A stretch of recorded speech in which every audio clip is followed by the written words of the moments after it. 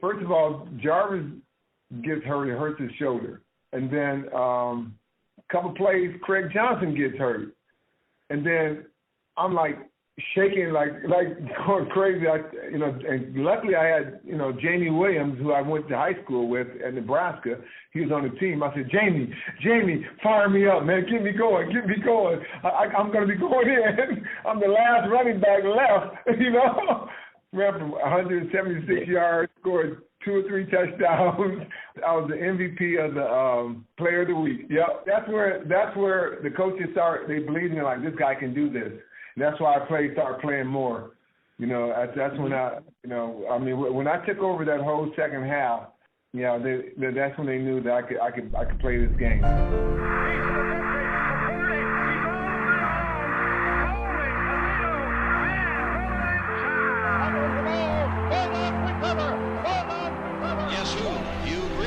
Down the field long, he is going for Williams, complete! And he gets clotheslined by Lawrence Taylor. 1, Lindsey, 25, 20, 15, 10, 5, Lindsey stop!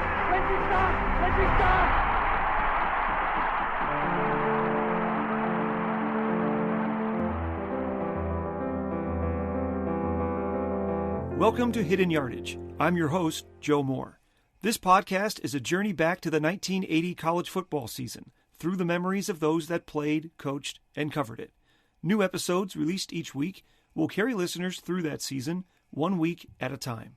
For more information, please visit the website at www.hiddenyardagepodcast.com.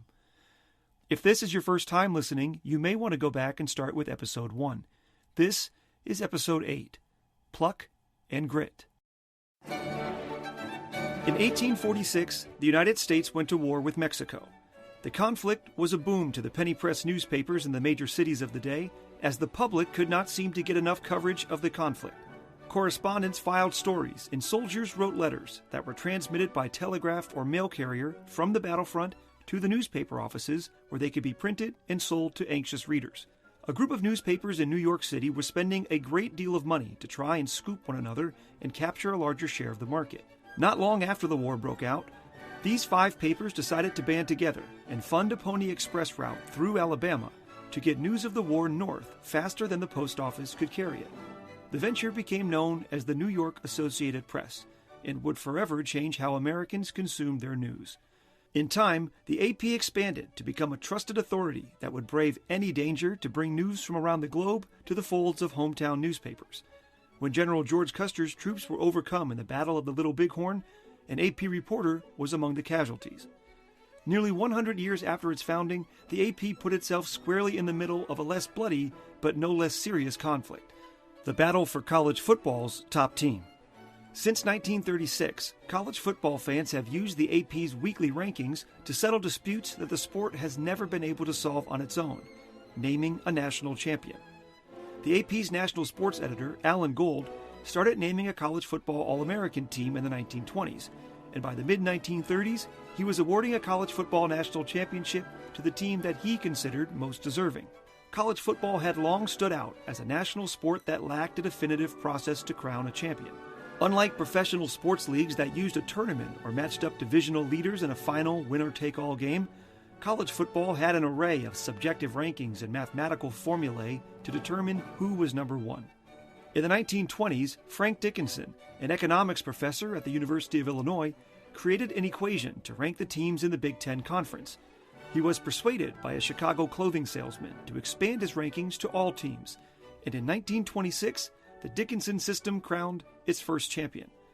Notably, Knute Rockne asked Dickinson to apply his system retroactively to the 1924 season, when Notre Dame was undefeated and led by the famous Four Horsemen.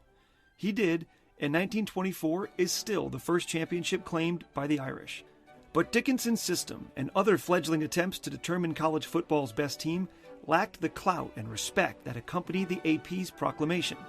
Following the 1935 season, Alan Gold of the AP awarded 3 teams, Minnesota, Princeton, and SMU, as tri-champions. The decision was unpopular. Gold was hung in effigy in at least one Minnesota town, and having 3 champions satisfied exactly nobody. After this controversy, Cy Sherman, A sports writer from Lincoln, Nebraska, who's credited for giving the name Cornhuskers to the University of Nebraska's football team, suggested that Gould poll the editors of the AP-affiliated papers to determine his champion in 1936. He agreed, and the tradition we know today as the AP poll was born.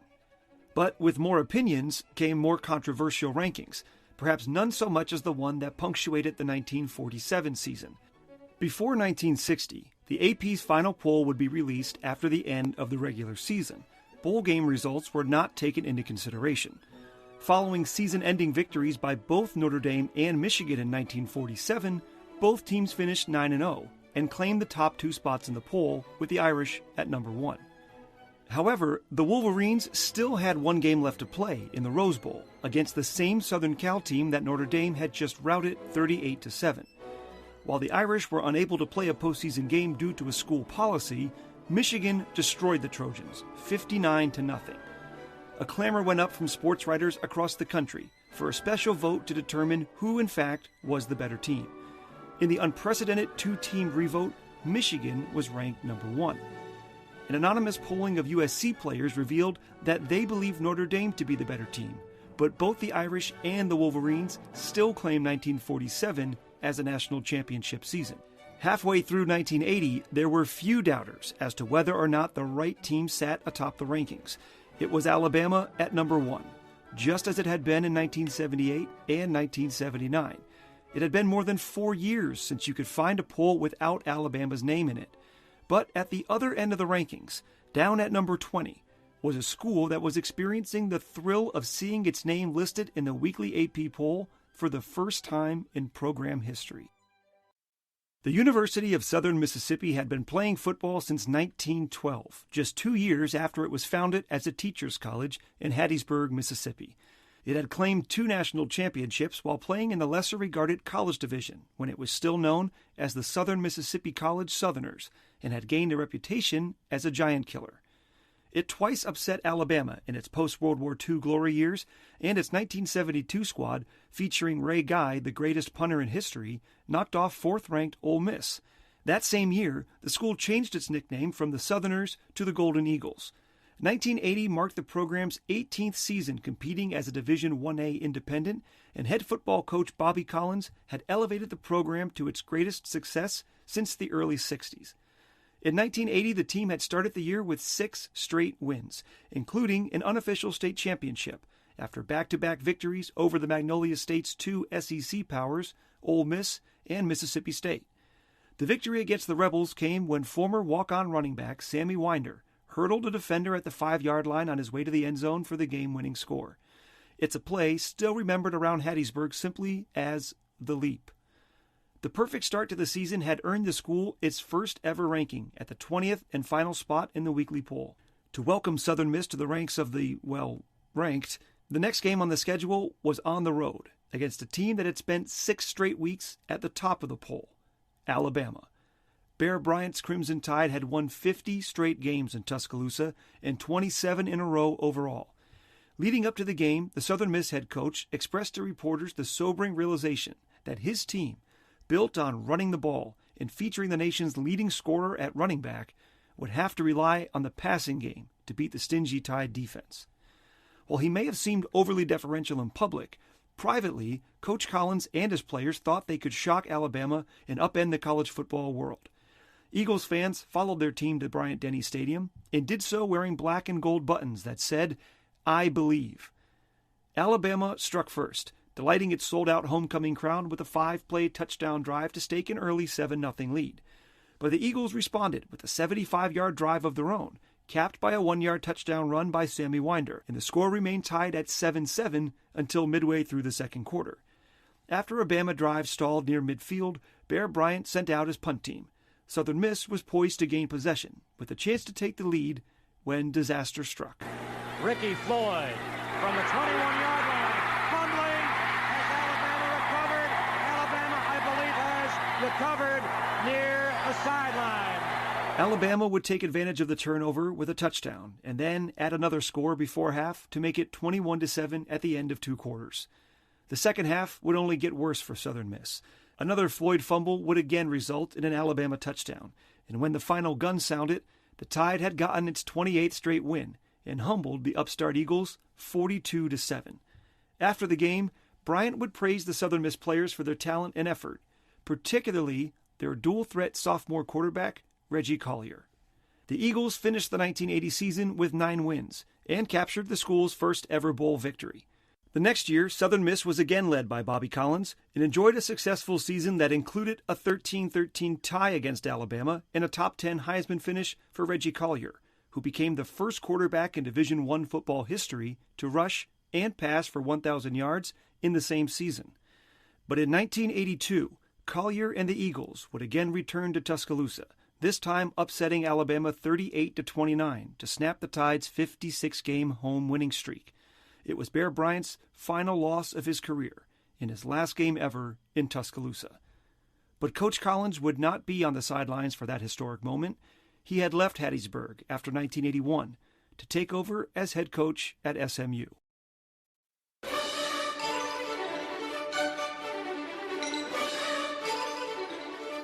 Of all the things that Marilyn Arps brought with her when she enrolled at Southern Methodist University, none was as important to the Mustangs football team as the love of her high school sweetheart, Craig James.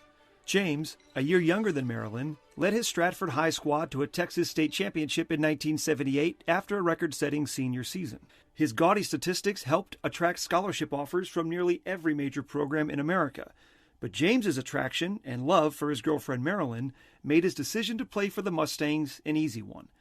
But if anything could make James second-guess his choice, it was the signing of another top high school back named Eric Dickerson. It was a car, rather than competition, that gave James pause. Dickerson, who signed before James, had been seen driving a brand new Pontiac Trans Am, and many suspected that it was an impermissible gift from the SMU coaches that could wind up putting the program on probation. Eventually, Dickerson produced papers that proved his grandmother purchased the car for him, and James signed his letter of intent to form a backfield that would eventually become known as the Pony Express. In their first season on campus, Dickerson was injured, and James got the majority of carries, on his way to Conference Freshman of the Year honors.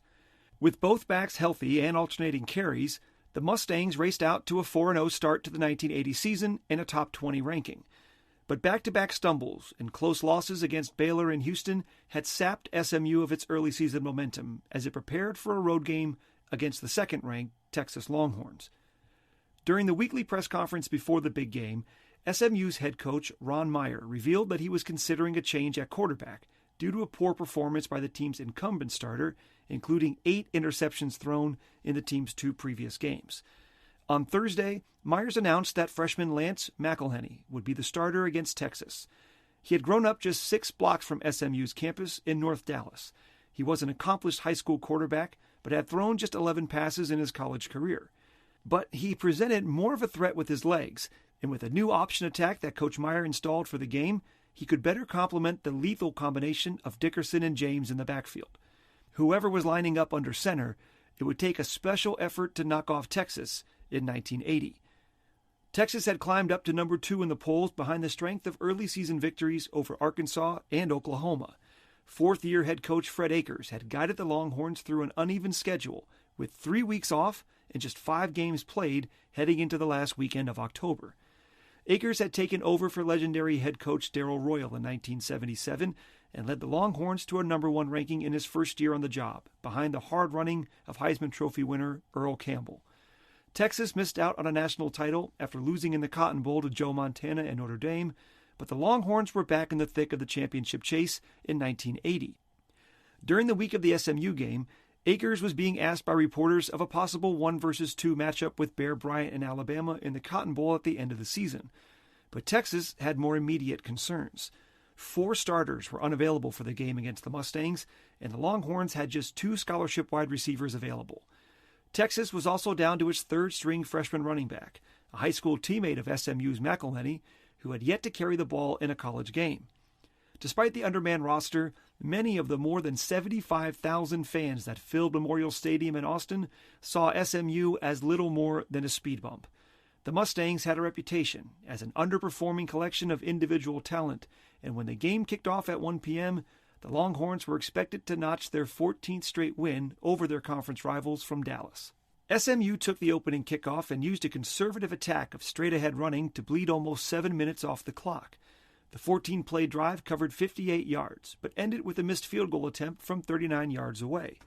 The Longhorns' barefooted kicker, John Goodson, provided all the scoring for his team in the first half, converting on both of his field goal attempts to give Texas a 6-3 halftime lead. SMU was unable to take advantage of an early fumble recovery and consistently good starting field position, missing 2 field goals and refusing to take any chances with its freshman quarterback. Despite trailing by 3 on the scoreboard, SMU was controlling the line of scrimmage and bottling up the normally potent Longhorn ground attack. But Coach Akers would have to loosen up the reins on his freshman signal caller in the second half and let the Pony Express run wild. After sharing a sideline for 8 years, head coaches Johnny Majors and Jackie Sherrill found themselves on opposite sides of the field when the Pitt Panthers traveled to Knoxville to play the Tennessee Volunteers.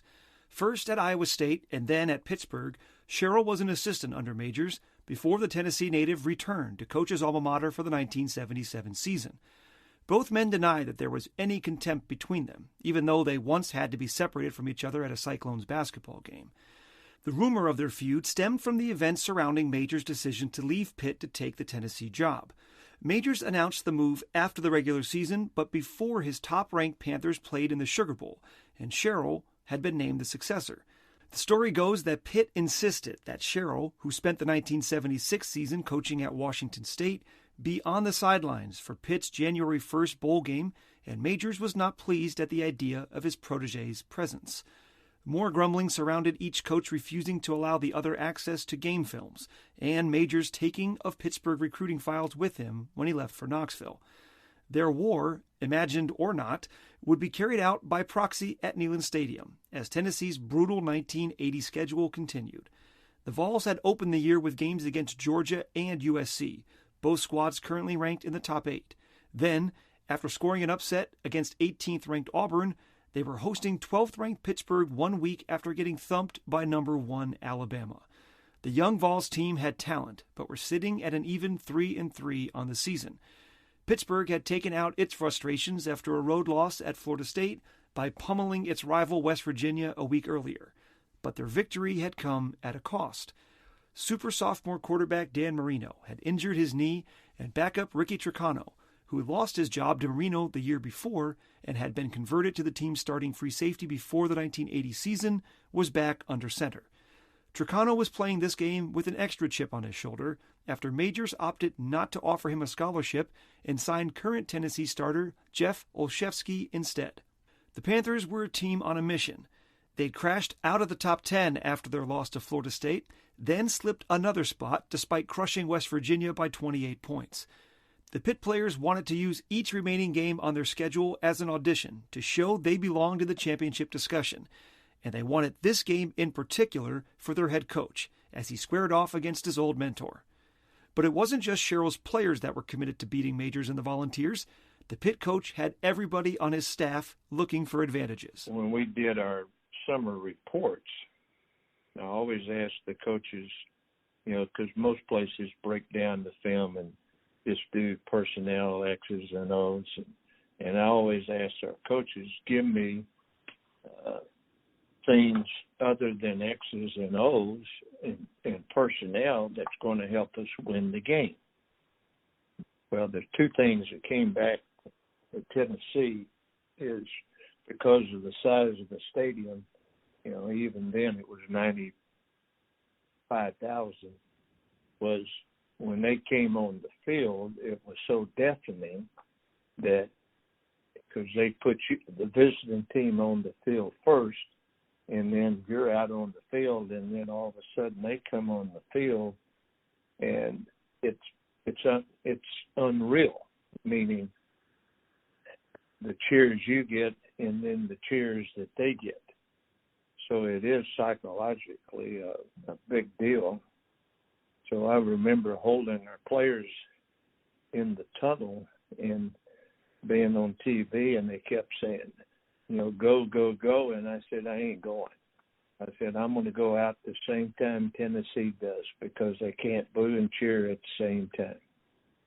So we went on the field the same time they did. And before the game. Back then, they had TV speakers aligned both sides of the field, but on their side, the speakers were turned to the stands.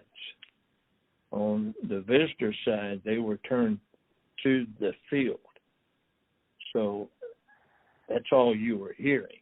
I mean, you're talking about the decimals was like 98, and that's loud.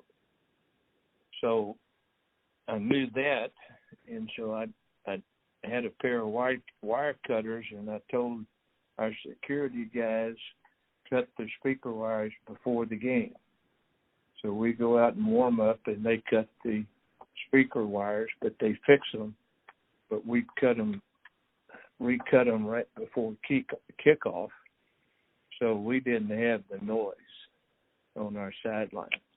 Years later, when I was at Mississippi State in 1991, we go play Tennessee in Neyland Stadium, and I'm out in pregame warm-up, and all of a sudden this guy comes up and pulls my shirt, and I turn around, and he points at me, and he says, "You're not cutting my speaker wires today."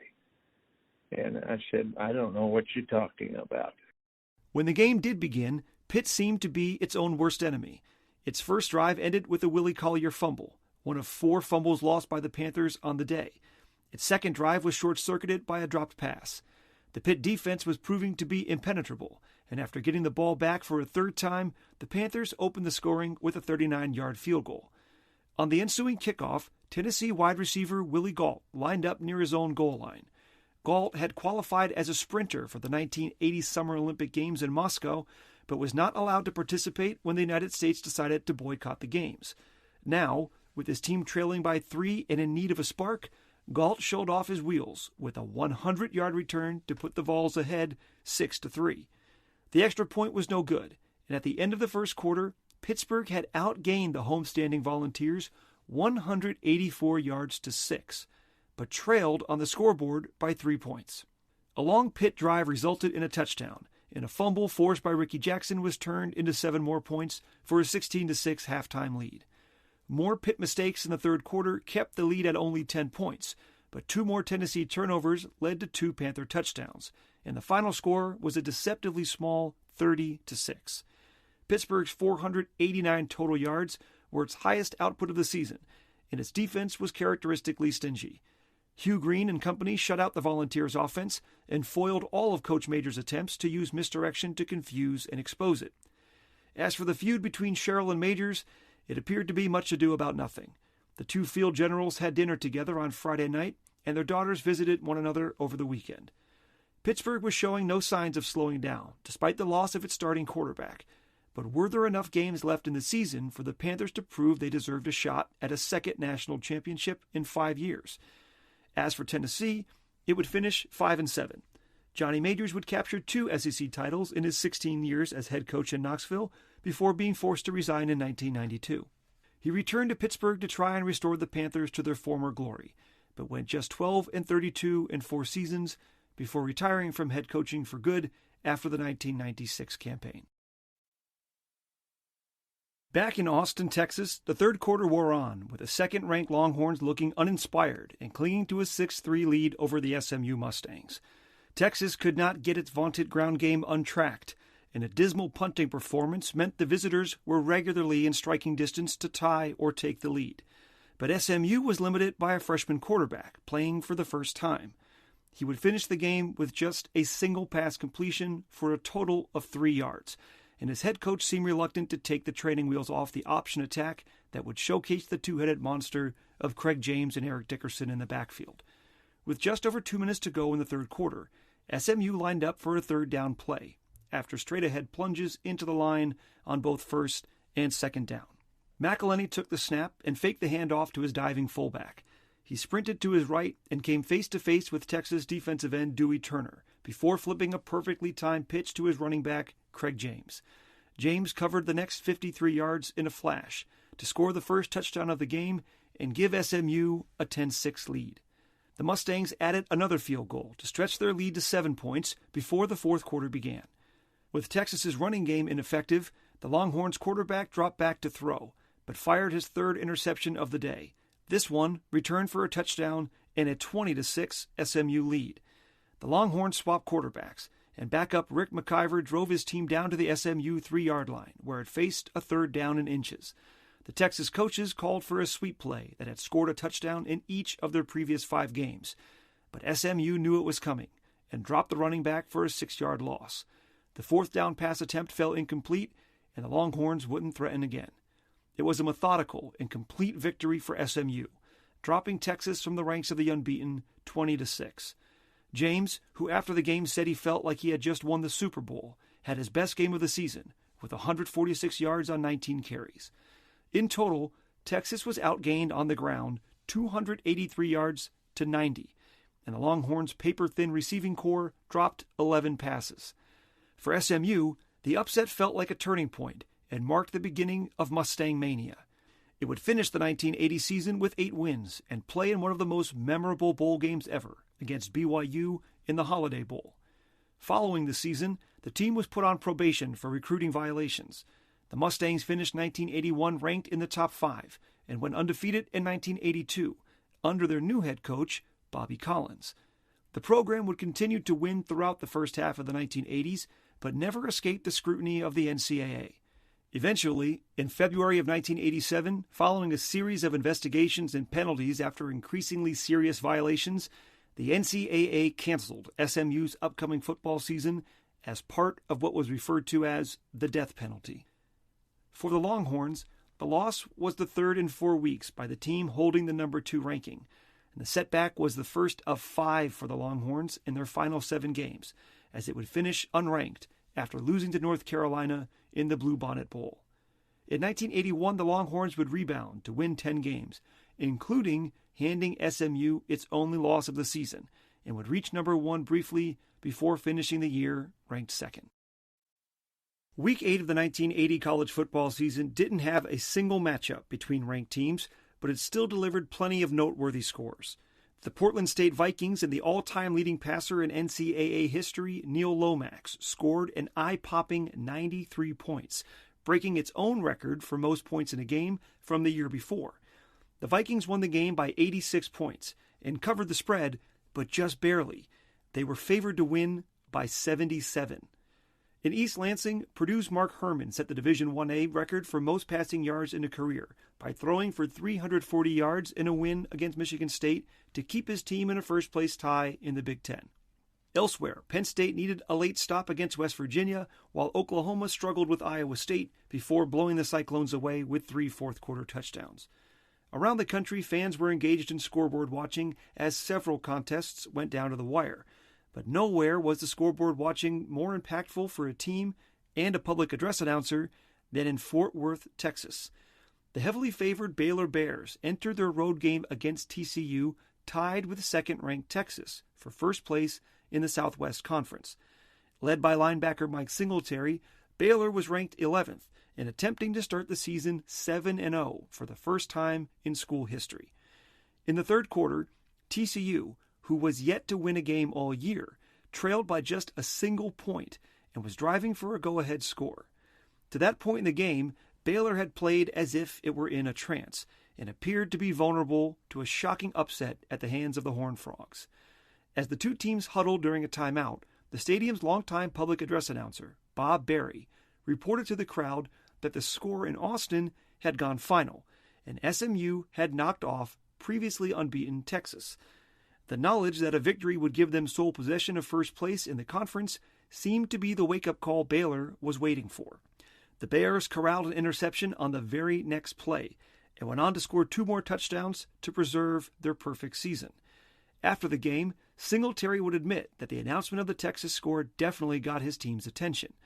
TCU's athletics director said after the game that he felt the public address announcer used extremely bad judgment to give the score at that time, since it stimulated Baylor. He would go on to say, quote, "There's no one to blame but the PA announcer." And then he fired him. Next week on Hidden Yardage, the story of the 1980 college football season. It's the week that changes everything. South Carolina wearing the white today. Rex Robinson in the red here. Will kick off for the Bulldogs, and we're underway. The two greatest runners in America, Herschel Walker and George Rogers, share the field when Georgia and South Carolina collide in Athens. Unbeaten and top-ranked Alabama travels to Jackson, Mississippi to face the inventor of the wishbone offense and his Mississippi State Bulldogs. Undefeated North Carolina and its defense led by Lawrence Taylor puts its dream season on the line in Norman against the unstoppable Oklahoma Sooners, and second-ranked UCLA hopes to avoid the number 2 jinx against Arizona and its backup quarterback in the desert. The Hidden Yardage podcast is researched, written, narrated, and produced by me, Joe Moore. If you enjoyed the episode, please rate and review wherever you listen to podcasts. For a list of everybody that appeared in this episode and special acknowledgments, visit the website at www.hiddenyardagepodcast.com. There you'll find a full transcript of every show, as well as schedules, stats, and standings from the 1980 season. Please email your questions and comments to me at joe@hiddenyardagepodcast.com. This podcast is made possible through Moonlight Magic Productions. Thank you for listening.